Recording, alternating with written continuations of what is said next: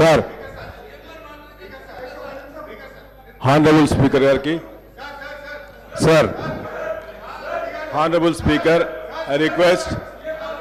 Sir you have given enough time to him sir he already spoke 45 minutes sir we've been waiting sir ఒక్క నిమిషం sir speaker sir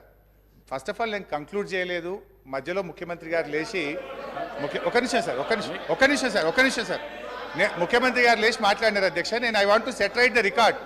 CM గారు నిజానికి నేను సభను తప్పుదో పట్టించలేదు గౌరవ సభానాయకుడు గారే తప్పుదో పట్టించారు నేను ఐ వాంట్ టు క్లారిఫై ఏంటంటే అధ్యక్ష ఇవాళ ముఖ్యమంత్రి గారు కూడా వినాలి నేను అఫ్కోర్స్ వాడిని తప్పనను కొత్తగా ముఖ్యమంత్రి అయినట్టు టైం పడుతుంది విషయాలు తెలుసుకోవడానికి నేను తప్పనట్లేదు అయితే అధ్యక్ష ముఖ్యమంత్రి గారు మీ ద్వారా గౌరవ సభానాయకుడు దృష్టికి తీసుకుపోతున్న ఏంటంటే అధ్యక్ష కాళేశ్వరం కార్పొరేషన్లో కేవలం కాళేశ్వరం ప్రాజెక్టుకే రుణాలు తీసుకోలేదు అధ్యక్ష పాలమూరు లిఫ్ట్ ఇరిగేషన్కు కూడా కాళేశ్వరం కార్పొరేషన్ ద్వారా తీసుకున్న రుణాలను ఖర్చు పెట్టాము it's not that Kaleshwaram corporation తీసుకున్న అప్పంతా కాళేశ్వరంకే ఖర్చు పెట్టారని ముఖ్యమంత్రి గారు చెప్పారు ఇది సత్యదూరమైంది నంబర్ 1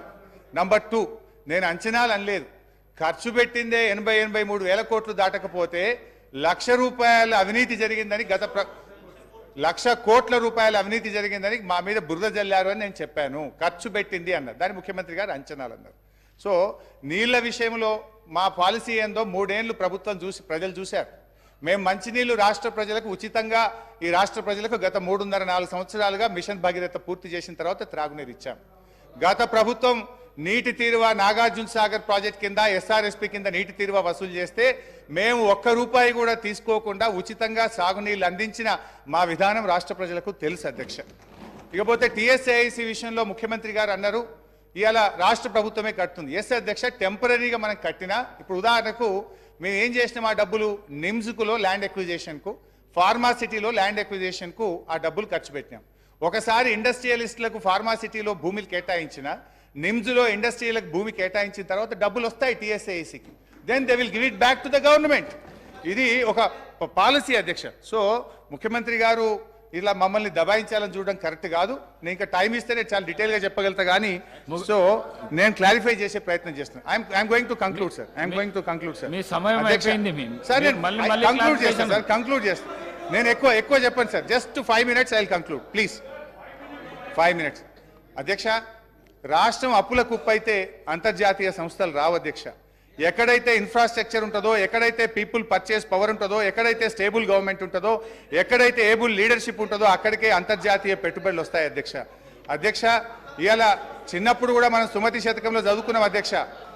ఎప్పుడు సంపద కలిగినా అప్పుడే బంధువులు వత్తురది ఎట్లన్నన్ దెప్పలుగా చెరువు నిండిన కప్పలు 10,000 జేరుగదరా సుమతి సంపద వసతులున్న చోటికే కంపెనీలు వస్తాయి ఉద్యోగ ఉపాధి అవకాశాలు వస్తాయి అధ్యక్ష నేను ఐ వాంట్ టు కంక్లూడ్ అధ్యక్ష నేను ప్రభుత్వానికి ఒక విజ్ఞప్తి అధ్యక్ష I'm just appealing to the government అధ్యక్ష ఈరోజు ఫైనల్గా నేను గవర్నమెంట్ చేసే అప్పీల్ అధ్యక్ష ఇవాళ ప్రజల నిర్ణయం శిరోధార్యం వహించాలి ప్రజలకు వాళ్ళకి అవకాశం ఇచ్చిండ్రు మమ్మల్ని ఇక్కడ కూర్చోబెట్టినారు వి యాక్సెప్ట్ దట్ అధ్యక్ష నేను ఒకటే అంటే సంపూర్ణ మెజార్టీతో ప్రజలు మీకు అవకాశం ఇచ్చినప్పుడు మీ తెలివితేటల్ని మీ విజ్ఞతను ప్రదర్శించి నిధులు సమకూర్చుకోండి రాష్ట్రాన్ని ముందుకు నడపండి అంతేగాని మమ్మల్ని బదనాం చేయాలని మమ్మల్ని తిట్టుకుంటూ బతికే ప్రయత్నం చేయొద్దు ఏమర్థమైతుంది మేమంటే మీకు అంత భయమా మమ్మల్ని అప్రతిష్ట పాలు చేస్తేనే మీకు రాజకీయ భవిష్యత్తు ఉంటుంది అన్నట్టుగా మీరు భావిస్తున్నట్టుగా ఇలా ప్రజలు అనుకుంటా ఉన్నారు అధ్యక్ష మేము మంచినీళ్ళ సమస్య ఇచ్చినాం ప్రతి బస్తీకి నీళ్ళు ఇచ్చినాం ప్రతి గ్రామానికి ఇచ్చినాం మీరు 24 గంటలు మంచినీళ్ళు ఇచ్చి మాకంటే మంచి పేరు తెచ్చుకోండి శబాష్ అనిపించుకోండి మేము వద్దంటామా వి అప్రిషియేట్ అధ్యక్ష మేము కరెంట్ సరఫరా చేసినాం నాణ్యమైన కరెంట్ ఇచ్చినాం అధ్యక్ష మీరు ఇలా ప్రజలకు ఉచిత విద్యుత్ ఇస్తామన్నారు 90 లక్షల తెల్ల రేషన్ కార్డుదారులకు 200 యూనిట్ల ఉచిత విద్యుత్ కోతలు లేకుండా అందించి ప్రజలకు ఇచ్చిన మాట నిలబెట్టుకునే ప్రయత్నం చేయండి ఇలా గ్యాస్ సిలిండర్ ఇస్తామన్నారు ప్రతి తెల్ల రేషన్ కార్డు ద్వారాకి సంవత్సరానికి 12 గ్యాస్ సిలిండర్లు ఇచ్చి మీరు ఇచ్చిన మాట నిలుపుకొని ప్రజల్ని ఒప్పించే ప్రయత్నం చేయండి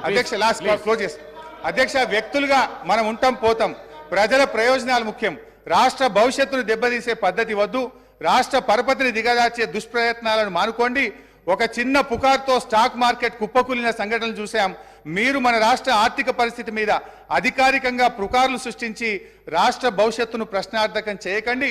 ఈ శ్వేతపత్రాలు రాష్ట్ర ఆర్థిక ప్రగతికి కోతపత్రాలు అవుతాయి. దేశానికి దిక్సూచిగా ఉన్న తెలంగాణను దివాలా అనే ముద్ర వేయకండి. సంపద ఉన్నది, సమృద్ధి ఉన్నది, వృద్ధి రేటును పెంచండి, మరింత పకడ్బందీగా రెవెన్యూ లీకేజీలను అరికట్టండి, రాష్ట్ర అభివృద్ధిని చేయండి. అంతేగాని ఈ దుర్మార్గపు దుష్ప్రచారాలతోని దయచేసి బురద జల్లే ప్రయత్నం చేయొద్దు. This is my sincere and honest appeal to the government. Thank you.